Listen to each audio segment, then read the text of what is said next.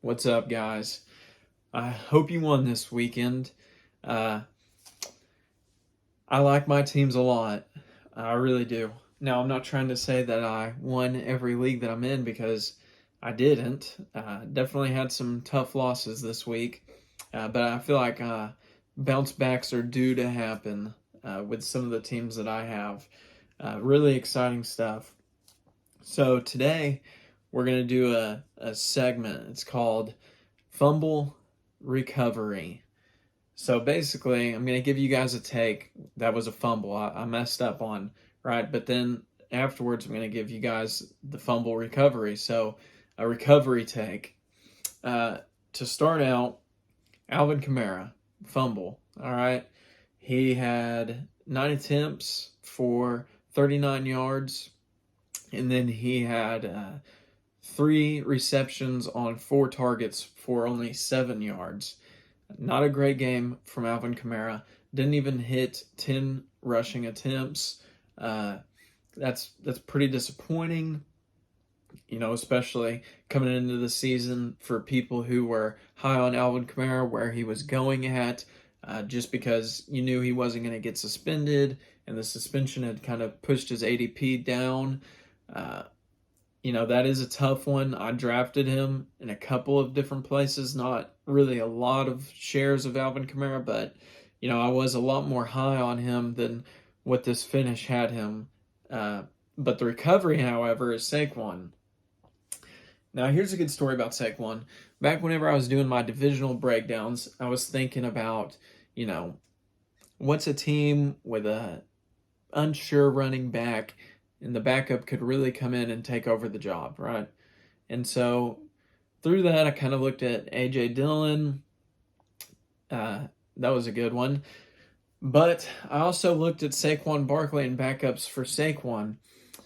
And what's weird is in this deep dive of trying to discount Saquon and take one of his backups late, I realized how much I loved Saquon going into this year and talked about Saquon on the running backs episode. Very high on Saquon. I had him projected to finish the number 4 overall at the end of the season. And, starting out week 1 as the number 1 running back in fantasy, that's pretty nice. That's a good recovery there. Just the stats that he had: 18 attempts for 164 and 1 touchdown. Then he went 6 for 7 in receiving with 30 yards. So excited for Saquon this season, especially with him putting up those numbers against the Titans defense.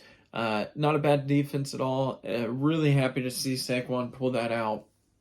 Next fumble that we have would be James Cook. Man, what's funny is 2 of my fumbles are Bills players. Anyways, James Cook, we all watched that Thursday night game. He had 1 attempt for 2 yards and a fumble. Didn't see the field for the rest of the game. So, if you stashed him away late in your, one of your redraft leagues, if you took him in your rookie drafts, not the best week 1 outcome, but, still, I'm not worried if I'm in a dynasty league and I have him. In these redraft leagues, I'm probably not excited moving forward with him on my roster because I feel like he almost has to take a roster spot going into week 2 at least, just because if you drafted him, you were probably pretty high on him just to see what happens in week 2. Maybe there's a bright side to week 2, maybe not. After week 2, I would drop him if it looks almost the same. But the fumble recovery for this one here, as was talked about for a second earlier, is A.J. Dillon. Now, I liked A.J. Dillon coming into this season. Honestly, I've been saying I feel like he'll be the true number 1 back, and that showed in this game. He had 10 attempts for 45 yards and a touchdown, 5 for 6 receiving, and 46 yards. And in a game where nothing really worked for the Packers, A.J. Dillon worked. So that's a good thing to know going forward, especially since they were down. Those rookie wide receivers, man, that was was a poor outing for the Packers, but they also finished bad last year in week 1 whenever they played the Saints week 1. So not too worried about this offense. Really excited that whenever all goes bad for it, A.J. Dillon is still the one that shines through. I like that a lot. And he had significantly more work than Aaron Jones. So next fumble, Dawson Knox. He's had 2 of these are Bills. Dawson Knox was my number 1 sleeper tight end going into the season, thinking he'd come out, against the Rams. Thought he would really cement himself as a top 5 tight end this week. That didn't happen. He had 1 reception on 2 targets for 5 yards. Now that second target came really late in the game. Kind of same thing with James Cook, except I'm a little bit more optimistic on Knox and the output that he could have week 2 than I am James Cook. I don't know if I'm going to be starting Knox in as many leagues as I did this past week, but I assume he'll still get the start in maybe one of them just to see what can happen there. I'm not upset with Dawson Knox yet. Not yet. But then the recovery, DAndre Swift, been big on him. If you've noticed, all of my recoveries have been running backs. So Saquon, A.J. Dillon, DAndre Swift. I was high on DAndre Swift. He had 15 attempts for 144 yards and 1 touchdown. And then he had 3 receptions on 3 targets for 31 yards. So whenever he's catching the ball, he's doing something with those yards, with those catches. That's 10 yards per catch. That's running back position. That's pretty good. That's really good from the running back position. He went 15 for 144 and 1.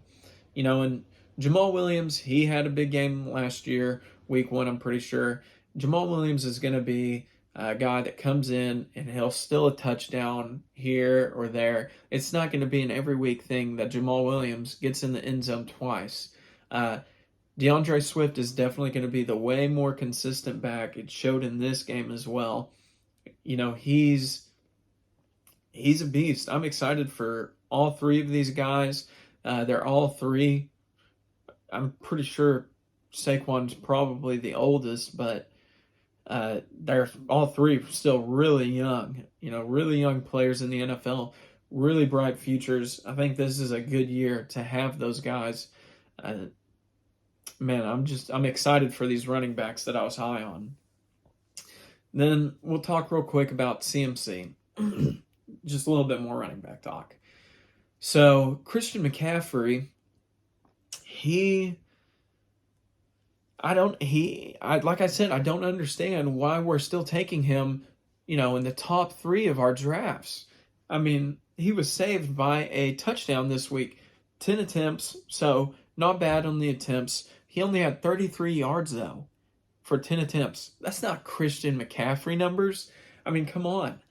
You think really after all of these injuries, even if he stays healthy for the whole season, that the Panthers would, who can put it past them, but would be dumb enough to really give him the full workload that he's had? And if they did you really think that he would look like Christian McCaffrey pre any injury whatsoever? No. He's never going to be that guy again. I said, listen, if you want to take Christian McCaffrey, take him towards the end of the first round, take him around the turn, 12-team league. If he goes at the 12th spot or the 201, 202, okay, whatever. No biggie. At least he's moved back. But we can't keep on doing this. I know the drafts are over now, but taking him in this top 3 spot, especially at this point, was absurd. It was absurd to me. He wasn't involved in the passing game. He went 4 for 4, so he caught all of his targets, and he only had 24 yards with those. Not a great outing for Christian McCaffrey, even though he still got, decent work. Dude was totally saved by a touchdown. With Baker Mayfield there as quarterback, he's not going to get a touchdown every week, and he's not going to be a workhorse running back with amazing production. If you took him in the top 2 spots, the top 3 spots, I do not feel bad for you whatsoever.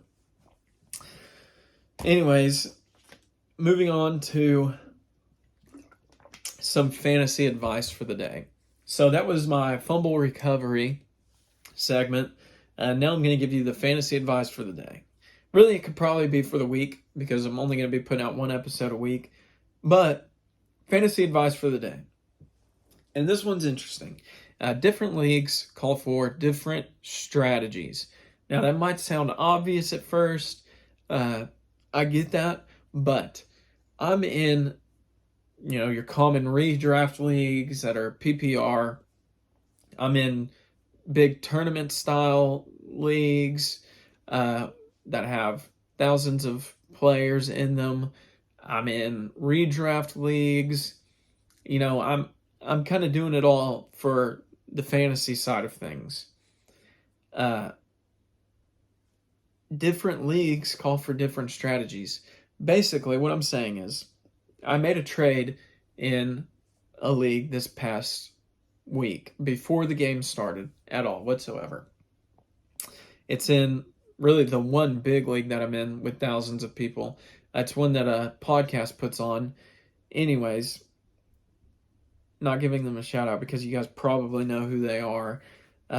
Anyways, so it's a big league. You got to have a difference maker. I've got Diontae Johnson. I missed like 2 picks in a row for the draft. And I ended up getting Tom Brady for one of those picks, which was not a place where I would have taken him. And I'm not necessarily excited to draft Tom Brady this year. I think he'll still have a great year. I mean, watching him versus the Cowboys, how is he that old and he still has that much power whenever he throws? It's amazing to me. It's unbelievable. But in this type of league, you're going for that high ceiling because there's thousands of players. So you need the highest potential ceiling at QB, at wide receiver, right? And this trade wasn't really even geared towards quarterbacks. I just thought I could get it done this way. I had Tom Brady and Diontae Johnson.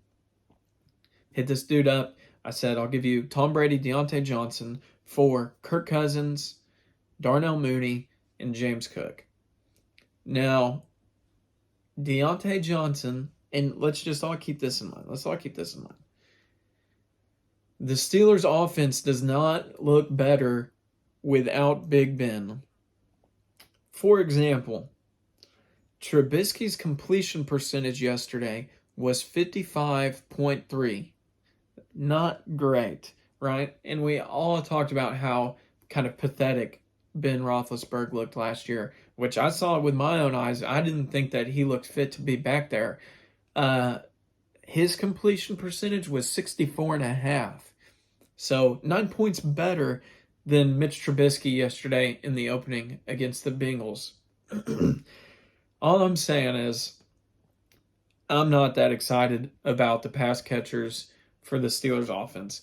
I think Diontae Johnson, sure, he'll be great for full PPR, just your redraft leagues.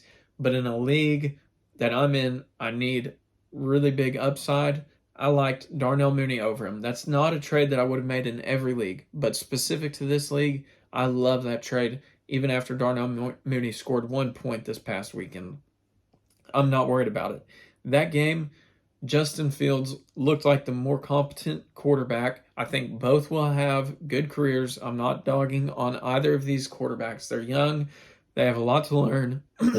But I think Justin Fields this season is going to be better. I think Darnell Mooney is going to be a lot more involved in that offense.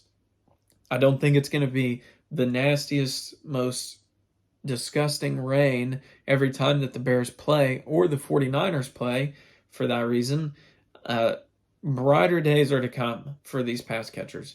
And I love the ceiling that Darnell Mooney provides in this league.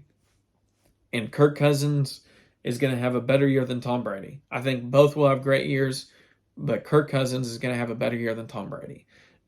The third part of that trade where I got James Cook is an extra player. I feel like I've won the 2 out of 2. So getting James Cook added in, even if he doesn't turn out to be anything, I feel like I found no harm with this trade. I'm very excited for it. So, fantasy advice, remember, your different leagues require different strategies, different guys to look for. So, moving on, Game of the Week segment. Now, most of you probably noticed I didn't post last week. And here's what happened. Recorded on the Saturday before, the kickoff. And Labor Day got busy, was working on the house. My wife makes my thumbnails, so never asked her on Monday. Tuesday was going to post, realized I didn't have a thumbnail made.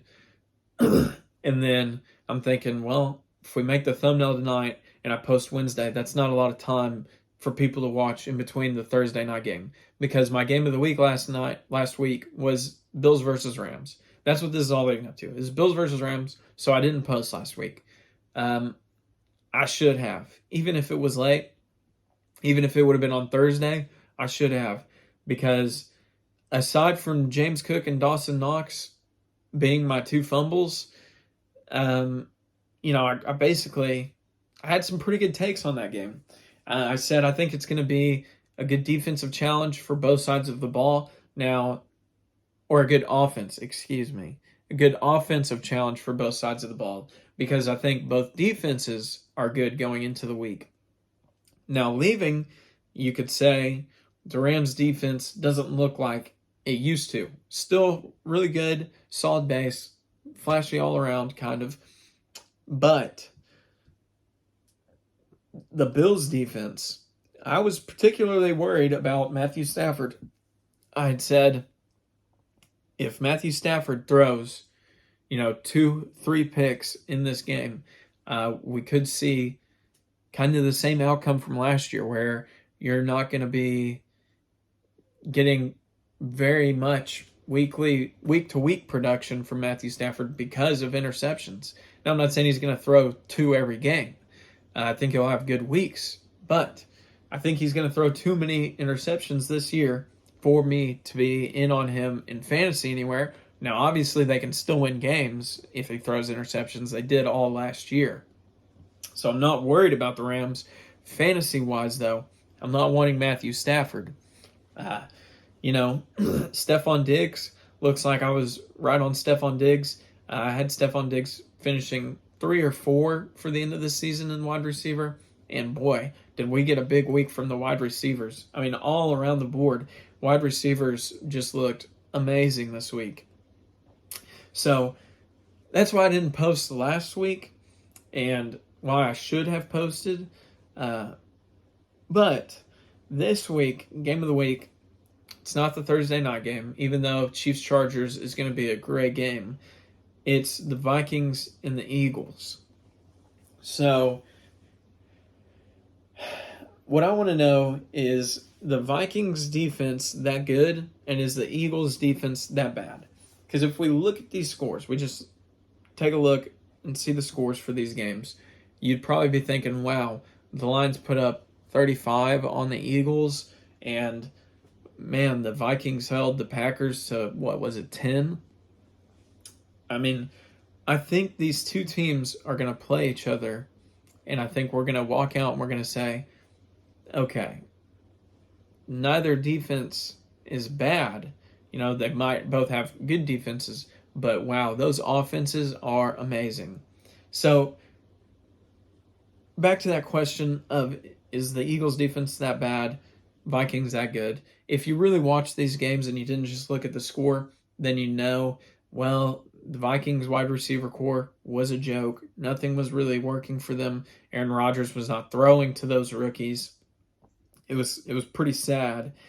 So you got to know that Aaron Rodgers is going to turn that around. That offense is not going to look like that probably for the rest of the season. Okay? But I do think the Vikings still have a decent offense. I don't think they have an offense that's like shut the Packers to 10 points, every week kind of defense. I think that's kind of unrealistic. And I don't think that the Eagles have that bad of a defense. I think if you watch that game, the Lions, were competent. They were good on offense. They had Swift able to run the ball. They had red zone threats inside the 5 threats. Jamal, hit 2 touchdowns within the 5. They've got threats all over the board. St. Brown, he looked pretty dang good. Another person you could say was right on, DJ Chark. Like I said, I think both of these guys could easily have 1,000+ receiving seasons. So if both of these guys get 1,000 receiving yards this season, I've said it before, I'm not going to be surprised. The Eagles' offense is going to be pretty good. So that's why I don't think that the Lions' offense is pretty good. That's why I don't think the Eagles' defense is going to be that bad. So, it's my game of the week, Vikings versus Eagles. Really excited to see what these guys are capable of. Here's some touchdowns for you guys. Jefferson, Cook, Thielen, all going to have touchdowns. Also, expect Hurts to throw for 2 touchdowns. Didn't get any passing touchdowns this past week, but man, A.J. Brown looked good. So, I expect Hurts to have 2 passing touchdowns. I'm expecting one of those to go to Brown. The other one, who knows where it could go. Smith was irrelevant in this game. So I think Hurts also rushes in for 1. Then out of those running backs, who knows who gets another rushing touchdown. I'd have to say score for this game, I'm going to call it and say 27-24 Eagles. 27-24 Eagles for my game of the week. And then some honorable mentions for game of the week. Panthers, Giants, Broncos, Texans. The Broncos, hey, I thought that they would at least win against Seattle week 1. Now, I had them winning, 6-7 games, but I thought for sure they would start out 2-0. Now I'm looking at the Broncos versus the Texans and saying, man, they might lose. I know the Texans ended in a tie, and boy, that AFC South does not look great. You've got tie, loss. So no one in that division has a win yet. I wouldn't be shocked if the Texans win this game against the Broncos. I think it'll be exciting to see Jerry Jeudy more. I was way higher on Jeudy than Courtland Sutton. I heard guys saying, "Oh, Courtland Sutton," and I thought, man, I don't. Let's just be honest, guys. Let's not try to trick ourselves with, fancy talk, okay? Do we really think Courtland Sutton is a better wide receiver than Jerry Jeudy? Come on, have some common sense. That's what that means. Have some common. Jerry Jeudy is going to be the better wide receiver for the Broncos. And the Texans, O.J. Howard scoring 2 touchdowns. He only had 2 targets. I don't expect that again. But I'm excited to see more of these 2 offenses and kind of more of a firm foundation in how they work and what their defenses look like. So Panthers versus Giants, another honorable mention. I like it because I want to see, does Baker really have a connection with Robbie Anderson? Probably not, because like I said earlier, he's not actually a good quarterback. He's actually a little below mediocre. But is that connection with Robbie Anderson there? Is Christian McCaffrey touchdown dependent again this week?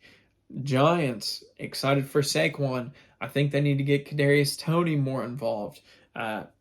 What's Daniel Jones going to do against a Panthers defense that's, not really that good?